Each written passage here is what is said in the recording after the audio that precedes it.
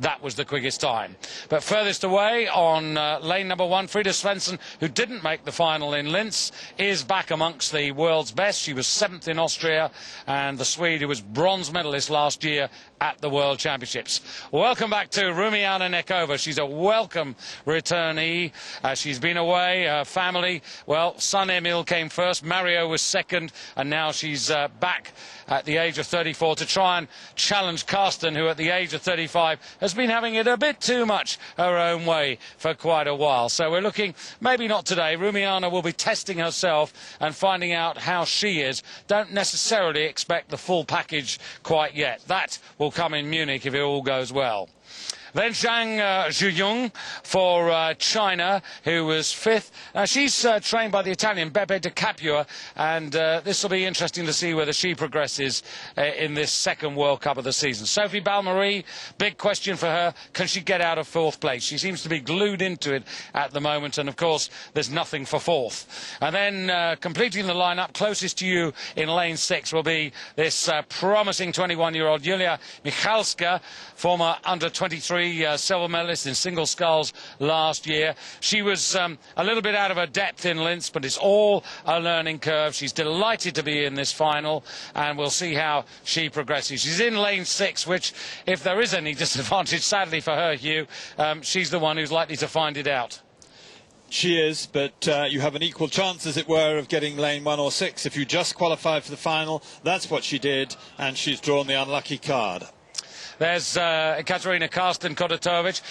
There's been much talk at the regatta course about the new regatta course in her country, in Brest, which is right on the border with Poland. And just about everybody I've talked to have said it's a truly magnificent facility. Well, will Karsten be magnificent? Here we go, Hugh.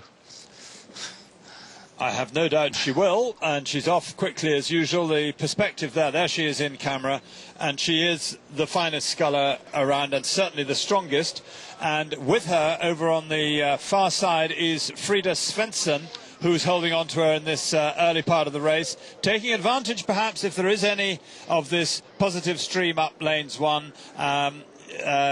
She's going to take advantage of that, and we have seen a couple of races this morning where lanes 1 and 2 were sharing silver and bronze, whereas lanes 5 and 6 were not doing so well. So there's Svensson taking advantage, and up there with Karsten at the moment, and the rest of the 4 scullers in a line. Yeah, Michalska doing what she did in Linz on the near side in lane 6, making as bright a start as possible, and then she'll see how long that energy lasts. Sophie Balmarie, 2 from the bottom of your picture in the blue there for France, and then Zhang, who's hugely experienced. She's also just into her early 30s. I remember she was the sculler, Hugh, who was part of that 4 way back in 1993 in Racice that sprung the big surprise on the German quad. She's a gold medalist from 93 in the quadruple scull. Came and went. She's married to a man who's very influential in the Chinese system, and she now has Giuseppe Di Capua as her coach. He was a provincial coach in China and was sprung from his provincial job and brought in by her husband to coach Zhang, and as a result, I think has transformed her prospects. She's had a child as well. Most of the top women are mothers, and it seems to make a difference in their favour. And so here she is, however, in 4th place at the moment. And Rumiana at the back of the pack. Now, she does have both ways of racing. We've seen Rumiana go out in front. We've seen Romania take the waiting game. Everybody's testing at the moment. This is not the big one. This is not the World Championships. This is a second World Cup. You've got to find out how your training's going. You've got to see how you feel in racing conditions. See how it feels to be alongside the other scullers. She may not be here to win. She may be here just to test it, just to see if that second 500 can be speeded up a bit, whatever. At the moment, she's not out of touch in lane 2 there. You can see her bow ball on the edge of the picture. But it's quite a long haul to come back at Karsten from anywhere, and from 3 lengths down or 4 lengths down, it looks improbable. And I think what's very interesting for me, Hugh, is the way that Zhang has put herself in the race, much more so than she did in Linz. Linz, she left herself an awful lot to do and never really got into it. Here, she's much more alert to what's going on. She certainly is. That's Sophie Balmarie, the stern of her Hudson boat there. And no, Zhang is developing her season. It's very hard to stay in front of any event. We'll be hearing later on from about crews which have stood out of the main event for this regatta. Don't want the pressure, and they've gone into an alternative event. Zhang not looking actually that steady. She comes out to front stops and can roll, which for a sculler of her background and experience is just a little bit disconcerting this early in the race. The conditions are very benign, as we said they would be. There is a tail breeze, it's not harming them at all, and the water is very flat. To see her look a little bit unsteady over front stops is a bit unsettling. We have Frida Svensson still holding on to bronze medal position with Sophie Balmarie in touch but not challenging at this stage. And of course this is a World Cup regatta, and there are two major prizes for the season before we move on to the World Championships: to win your class and of course to contribute to your nation's overall points in the quest to become top nation.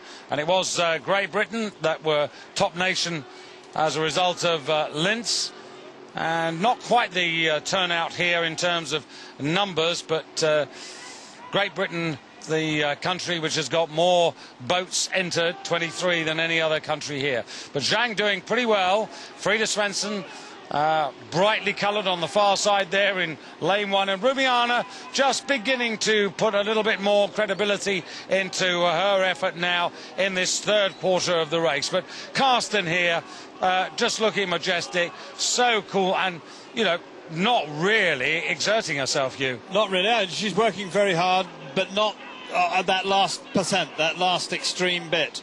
I think that Nekova is a much more emotional sculler than Karsten. Karsten gives you the same performance. It's a high-quality performance, race after race. In her bad seasons, she's still pretty good.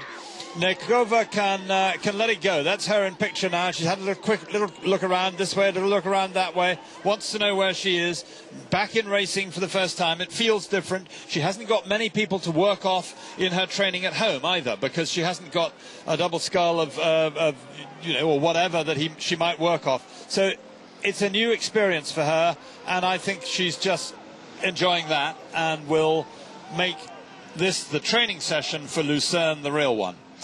Just worth emphasising that, of course, Rumiana Nekova, double world champion, won the title in 2002 and 2003 before taking time out to extend her family. And, of course, a silver medal in the Sydney Olympics, a bronze behind Karsten.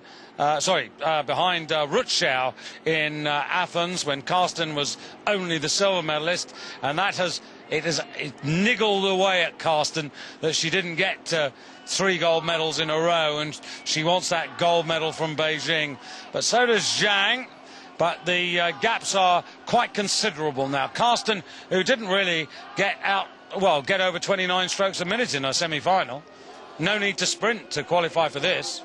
I think she always behaves slightly differently, because if you're qualifying, you qualify. And she may give it a bit more stick in the last part of this, but she doesn't need it in the sense of requiring it to win the race and get a gold medal. She needs it as part of her own training, her own preparation for the World Championships. Nothing is ever quite the same at a World Championships as it is in the earlier races like these World Cups. This regatta, as I said, also part of the Holland-Becker regatta, organised by KR and ZV de Mas from Rotterdam and the Amsterdam Student Rowing Club School.